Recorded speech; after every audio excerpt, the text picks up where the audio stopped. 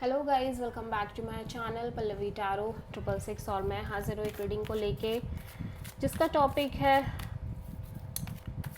Scorpio वृश्चिक राशि। आपके लिए क्या यूनिवर्स की तरफ से गाइडेंस है, मैसेजेस हैं ओशोज एंड टैरो डेक से 8 से 14 ऑफ मई के लिए 7 डेज 7 मैसेजेस।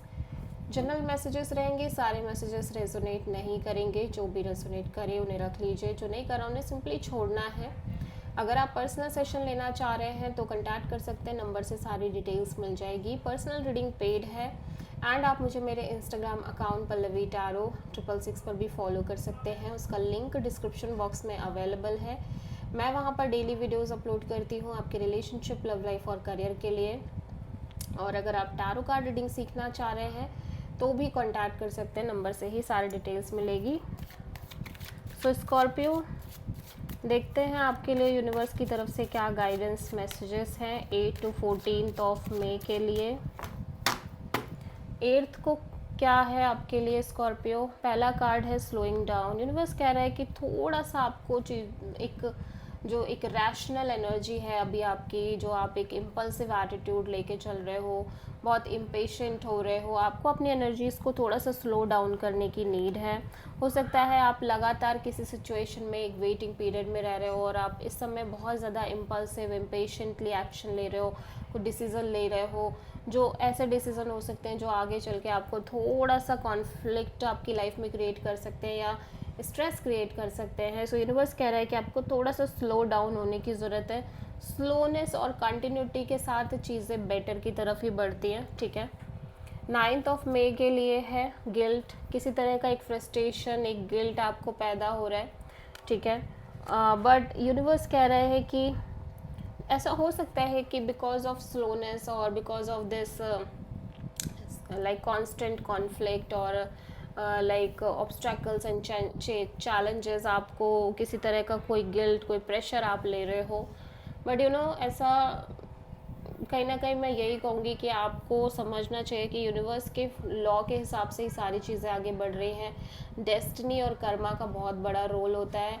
अगर आप किसी चीज़ को, आपको लग रहा है कि आप पास्ट में आपने सही नहीं करी थी, तो इस समय आप सही कर सकते हो। हर पल यूनिवर्स एक अपॉर्चुनिटी देता रहता है, ठीक है। एंड आप इससे खुद को ही फ्रस्ट्रेट कर रहे हो, खुद को ही डिसअपॉइंट कर रहे हो, बिकॉज बेमतलब का है ये गिल्ट, ठीक है। कहीं ना कहीं आपकी खुद की क्रिएशन है, ठीक है।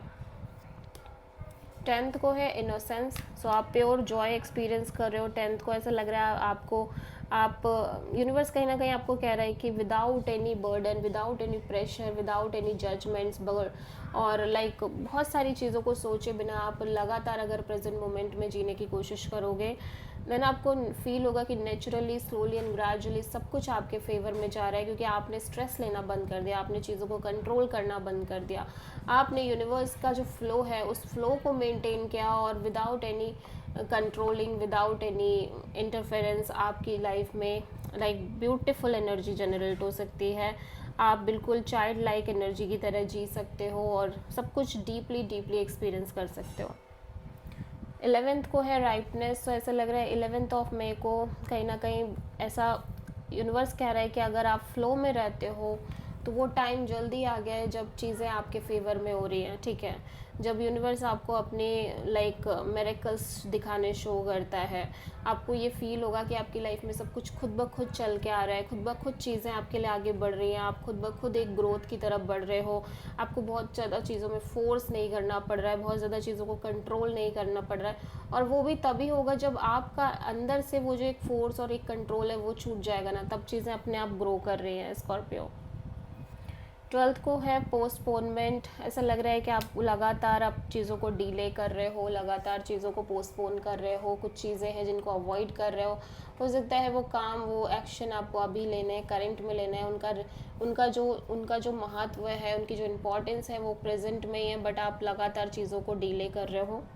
This is not the good thing, because अगर आप ऐसे करते हो तो आप बहुत सारी चीज़ों में एक लैक महसूस करोगे आगे चल के, ठीक है। 13th के लिए है द ड्रीम। आप कांस्टेंट एक ड्रीम देख के चल रहे हो, ठीक है, जहाँ पे आप शादी, मैरिज और कमिटमेंट, इन सब चीज़ों के बारे में लगातार सोच रहे हो। It's a beautiful dream definitely, but आपको प्रेजेंट और रियल वर्ल्ड में भी रहने की ज़रूरत है।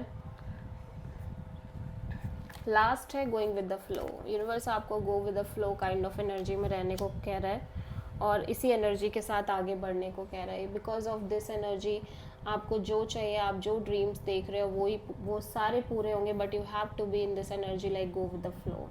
सो this is the reading for Scorpio वृश्चिक राशि। आई होप की रीडिंग रेजोनेट करी होगी, पसंद आई होगी, अच्छी लगी है तो प्लीज़ चैनल को लाइक शेयर और सब्सक्राइब करें और कमेंट करें। So thank you.